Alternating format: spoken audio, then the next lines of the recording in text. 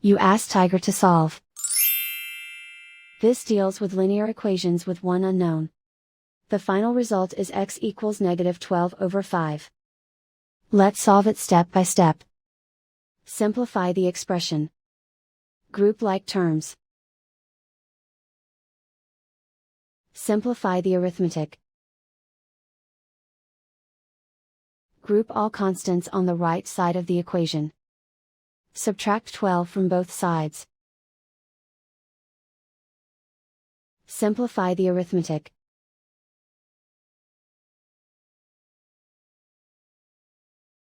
Isolate the x. Divide both sides by 5. Simplify the fraction. And so the final result is x equals -12/5.